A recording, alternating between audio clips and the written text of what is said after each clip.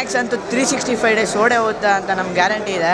Seat ಎಡ್ಜಿಗೆ ನಿಮಗೆ ಗೊತ್ತಿಲ್ಲದಂಗೆ seat ಎಡ್ಜಿಗೆ ಬಂದ್ಬಿಟ್ಟು ಕುತ್ಕೊಂಡ್ಬಿಡ್ತೀರಾ. ಅದು ಒಂದು ಡಿಫರೆಂಟ್ ಡೈಮೆನ್ಷನ್ನ ಕೊಟ್ಟಿದೆ ಅಂತ ಹೇಳಿದ್ರೆ ಅತಿಶಯೋಕ್ತಿ ಅಲ್ಲಾರದು. ಒಂದು ಅದ್ಭುತವಾದಂತಹ ಚಿತ್ರವನ್ನು ಕನ್ನಡ ಚಿತ್ರರಂಗಕ್ಕೆ ಇವತ್ತು ಒಂದು ಕೊಡುಗೆಯಾಗಿ ಕೊಟ್ಟಿದ್ದಾರೆ. 2.5 ವರ್ಷ ಕಾದಿದ್ದಕ್ಕೆ ಒಳ್ಳೆ ಮೂವಿ ಕೊಟ್ಟಿದ್ದಾರೆ. ನೀವು ಅವ್ರನ್ನ ಹೊಡೆಯೋದನ್ನು ನಾನು ಕಣ್ಣಾರೆ ನೋಡಬೇಕು ಸರ್.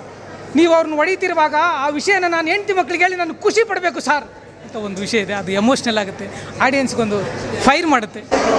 ಚೆನ್ನಾಗಿದೆ ಮೂವಿ, ಎಲ್ಲರೂ ಒಂದ್ಸಲ ಬಂದು ನೋಡಿ. ಸಖತ್ತಾಗಿತ್ತು. ನಮ್ಮ ಫ್ರೆಂಡ್ ಕೂಡ ಇಬ್ಬರು ಬಂದಿದ್ದೀರಿ, ಸಖತ್ತಾಗಿತ್ತು. ಮ್ಯಾಕ್ಸ್ ಅಂತೂ 365 ಡೇಸ್ ಓಡೇ ಹೋಗುತ್ತೆ ಅಂತ ನಮ್ಗೆ ಗ್ಯಾರಂಟಿ ಇದೆ.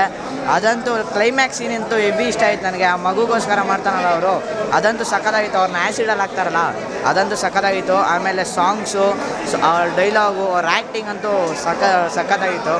ನಾವು ಸ್ಟೋರಿ ಅವೆಲ್ಲ ಆಗಲ್ಲ, ಇದು ಅವರೆಲ್ಲ ಬಂದು ನೋಡಲಿ, ಫ್ಯಾನ್ಸ್ ಅವರೆಲ್ಲ, ಅವ್ರಿಗೆ ಅರ್ಥ ಆಗುತ್ತೆ. ಇನ್ನೊಂದು ಸತಿ ನೋಡ್ಬೇಕನ್ಸುತ್ತೆ. ನೀವು ಎಲ್ಲರೂ ನೋಡ್ರಿ, 365 ಡೇಸ್ ಓಡುತ್ತಿದ್ದು ಮ್ಯಾಕ್ಸು. ಸ್ಟೈಲ್ ಅಂತೂ ಸಖತ್ತಾಗಿದೆ. ನಾವು ಅಂದ್ಕೊಂಡಿರೋದಂತೂ ಸಖತ್ತಾಗಿದೆ. ಏನಂದರೆ ನಮಗೆ ಮೇನ್ ಅವ್ರದ್ದು ಆ್ಯಕ್ಟಿಂಗು ಹೆಂಗಿದೆ ಹಂಗೆ ನಾವೆಲ್ಲ ಜಡ್ಜ್ ಮಾಡೋಕ್ಕಾಗಲ್ಲ. ಅವ್ರು ಫುಲ್ ಹೀರೋಸು, ನಾವು ಅವ್ರ ಥರ ಆಗಬೇಕಂತ, ಒಂದು ಆ್ಯಕ್ಟರ್ ಆಗಬೇಕಂತ ನನ್ನ ಆಸೆ ಅಷ್ಟೇ. ಇದೆ ಸರ್, ಸಕ್ಕತ್ತಾಗಿದೆ ಮೂವಿ. 2.5 ವರ್ಷ ಕಾದಿದ್ದಕ್ಕೆ ಒಳ್ಳೆ ಮೂವಿ ಕೊಟ್ಟಿದ್ದಾರೆ. ಲಾಸ್ಟ್ನೇ ಬಂದ್ಬಿಡ್ತು ಆ ಥರದೇ ಸರ್. ಸೂಪರ್. ಹೌದು, ಎಲ್ಲರೂ ಇಷ್ಟಪಡ್ತಾ ಇದ್ದಾರೆ ಒಂದು ಡೈಲಾಗನ್ನು. ಅವರು ಅದು ಒಂದು ಎಮೋಷ್ನಲ್ ಡೈಲಾಗ್ ಆ್ಯಕ್ಚುಲಿ. ಸೊ ಅದು ಅವರು ನೀವು ಎಲ್ಲ ಮನೆಗೆ ಹೋಗಿ ನಾವು ನೋಡ್ಕೋತೀವಿ ಅಂತಾರೆ. ಸೊ ಆವಾಗ ಹೌದು ಸರ್, ನಾವು ನಿಮ್ಮ ಜೊತೆಗಿರ್ತೀವಿ, ನಾವು ಮನೆಗೆ ಹೋಗಲ್ಲ. ನೀವು ಅವ್ರನ್ನ ಹೊಡೆಯೋದನ್ನು ನಾನು ಕಣ್ಣಾರೆ ನೋಡಬೇಕು ಸರ್.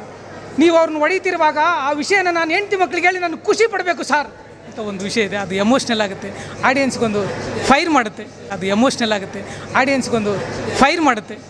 ಸೊ ಅದು ತುಂಬ ಖುಷಿ ಕೊಟ್ಟಿರ್ತಕ್ಕಂಥ ವಿಚಾರ. ಸಿನಿಮಾವನ್ನು ನೋಡಿ, ಇದು ಬರೀ ನನ್ನ ಡೈಲಾಗ್ ಅಷ್ಟೇ. ಈ ಥರದ್ದು ಸಿನಿಮಾದಲ್ಲಿ ಸುದೀಪ್ ಸರ್ದು ಎಷ್ಟಿದೆ ಅಂತಂದರೆ ನಿಜವಾಗ್ಲೂ ಅದು ನಿಮ್ಗೆ ಹೇಳಿದ್ರೆ ಉತ್ಪ್ರೇಕ್ಷೆ ಅನಿಸ್ಬೋದು. ಉತ್ಪ್ರೇಕ್ಷೆ ಏನೂ ಇಲ್ಲ ಸಿನಿಮಾದಲ್ಲೂ.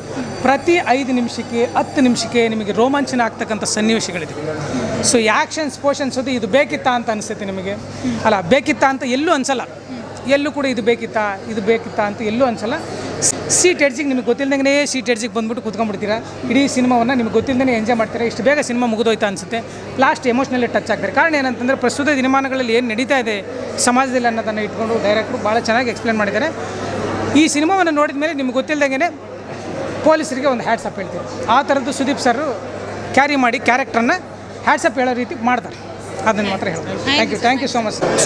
ಸುದೀಪ್ ಅವ್ರದ್ದು ಮೊದಲನೇ ಚಿತ್ರ ಏನು ಸ್ಪರ್ಶ ಏನಿತ್ತು, ಹುಚ್ಚ ಏನಿತ್ತು, ಅದರಿಂದ ನಾವು ನೋಡ್ಕೊಂಬಂದರೆ ಇವತ್ತು ಮ್ಯಾಕ್ಸ್ ಅನ್ನೋದು ಒಂದು ಡಿಫರೆಂಟ್ ಡೈಮೆನ್ಷನ್ನ ಕೊಟ್ಟಿದೆ ಅಂತ ಹೇಳಿದ್ರೆ ಅತಿಶಯೋಕ್ತಿ ಅಲ್ಲಾರದು. ಒಂದು ಅದ್ಭುತವಾದಂತಹ ಚಿತ್ರವನ್ನು ಕನ್ನಡ ಚಿತ್ರರಂಗಕ್ಕೆ ಇವತ್ತು ಒಂದು ಕೊಡುಗೆಯಾಗಿ ಕೊಟ್ಟಿದ್ದಾರೆ.